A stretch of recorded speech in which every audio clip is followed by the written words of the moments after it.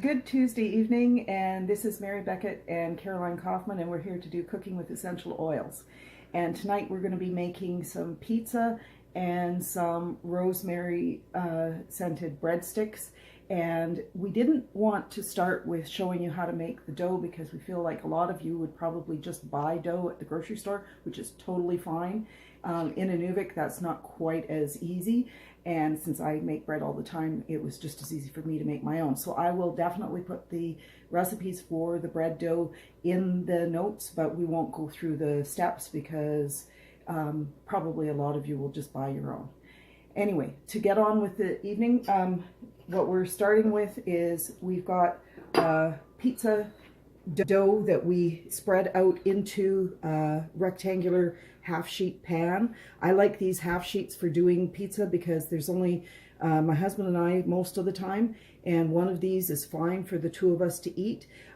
If we're making multiple pizzas or something, then we can cook a couple of them at a time in the oven side by side and it doesn't disturb anything. So I just really enjoy using these pans, so that's why.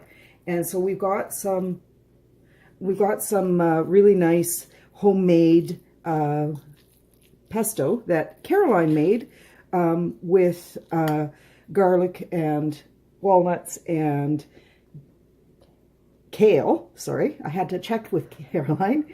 And we're just going to boost the flavor a little bit with some essential oils. So for tonight, we've got doTERRA's oregano and doTERRA basil. And since we're putting these into the bigger thing of pesto, I'm going to add quite a few drops. So I'll add about 7 or 8. 1, 2, 3, 4, 5, 6, 7. Now that's more pesto than we're going to use on just one pizza, but that's okay because we'll put the rest in the fridge and it'll keep just fine. Oops. Sorry, this one's a little slower. So the oregano's a little thicker. 1, 2, 3. So some of the molecules are a little bigger than others, and so it makes the oil drops come out a little slower. But that doesn't affect your cooking. It just means you have to be patient. Alrighty, so there we go.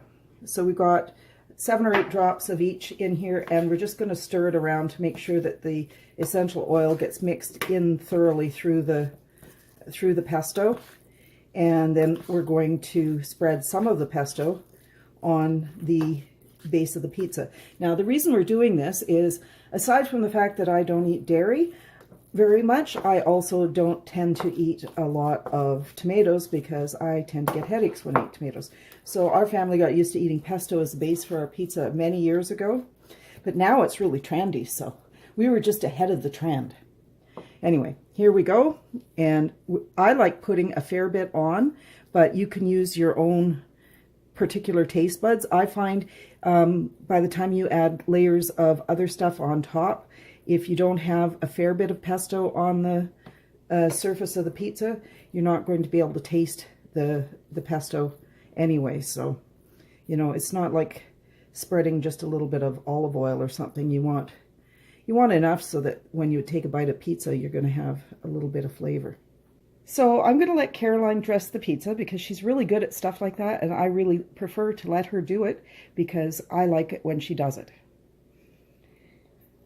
Anyway, we've got broccoli on our pizza. Again, this is something that our family has been doing for years and is now trendy, so we're way ahead of the trend on that one too. But the reason we put broccoli on pizza is it's a great way to get your kids to eat broccoli. So we started doing this when the kids were quite small, and we have to give full credit to a friend of ours who's a public health nurse that taught her kids that the best thing on pizza was broccoli. And we got to the point where our kids, whenever we said we were going to make pizza, they would say, "Do we have broccoli?" So, you know, it actually does work when you teach kids that things are good on things.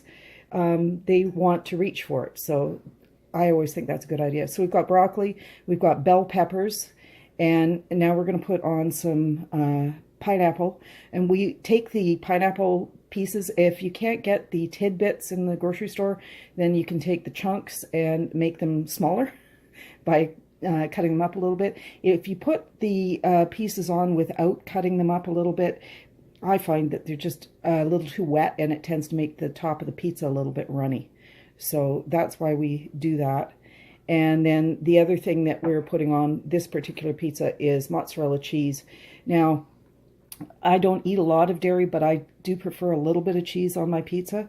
So I just try not to put so much on that it will actually make me feel awful. And then I don't eat any other cheese for the rest of the week, and I'm good. But you can also, if you're like me and dairy's not your friend, you can substitute goat cheese or sheep cheese instead of cow cheese. There are hard cheeses and soft cheeses available, and they're all really good on pizza. So that's what the pizza looks like when it's ready to go in the oven. We cook our pizza at the highest temperatures we can get in the oven, so about 525. And it takes about 13 to 15 minutes to bake. So we'll leave it at that, and I'll come back to you once it comes out of the oven. Okay, so we have pizza. So it's pretty hot, but to keep the bottom nice and crispy, I'm going to take it right out of that pan, and there it is, ready for when we're ready to cut it up. Now, I usually don't cut it until it's been sitting for a couple of minutes, mostly so I can torture my children, but also because it makes the cheese a little nicer, gives it a chance to set a bit before you start cutting into it. But there you go, it smells wonderful. So we're going to do some breadsticks with the rest of the dough, and so I started out with a tablespoon of butter, which I have melted in the bottom of this, and I'm going to add, that's one ginormous clove of garlic that's been chopped up, but you could use 2 if they're smaller. Basically, you want some garlic in there. You also want a little bit of Parmesan cheese, and I would say like 1 or 2 tablespoons full.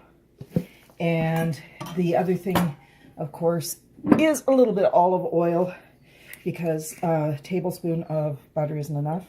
But I always like the flavor of half butter and half of the olive oil. It just makes a really nice flavor. And these are Rosemary Garlic Breadsticks. So I have doTERRA's rosemary oil, and I'm going to put 5 or 6, 1, 2, 3, 4, 5, 6, because there's no other flavors in here for it to fight with. That should give it lots of flavor. And I'm just sort of mixing it around. And so what I've done is I've rolled the dough out into a rectangle, and I'm going to spread the mix of the butter and garlic and cheese across the whole face of the dough. Now, if you didn't want to make breadsticks, you could also do sort of a focaccia bread the same way, which is, you know, where you just sort of prick it with a fork and let it cook as a flatbread. But we're actually going to make a nice twisted breadstick. So this is where having a nice long chef's knife comes in handy, because I can just do this as single passes with the knife. So you're going to make your sticks about 1 inch or so wide, and I am just very neatly scoring them. You don't have to worry too much about how even they are, because we're going to pick them up and twist them and lay them on the pan. So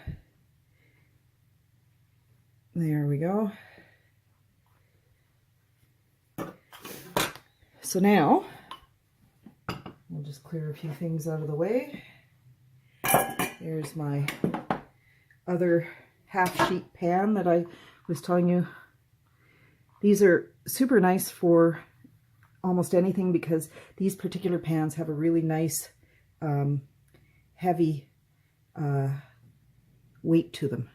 So I'm going to twist that up, and so then the breadsticks will rise for about 20 minutes, and let them sort of, I don't know, You want, I don't know whether you want them to double in size, but you do want to let them rest and relax a little bit. So they're twisting, laying it down. And then we're going to cook them at 425. So we'll put them in after we take the pizza out and turn the oven down just a little bit. And for such a small item, it doesn't take very long to cook. So keep an eye on them, but you're expecting them to be 12, maybe 14 minutes to cook. So that's your breadsticks. I'll have a second sheet of them that goes in at the same time, and I'll let you know what they look like when they're done. There's the first of the breadsticks. I'll grab the other ones out of the oven in a second. They went in a couple minutes later, so we've got it a minute to go. Looks like they turned out really well, and they will be a nice addition for the soup I'm planning to make for tomorrow afternoon.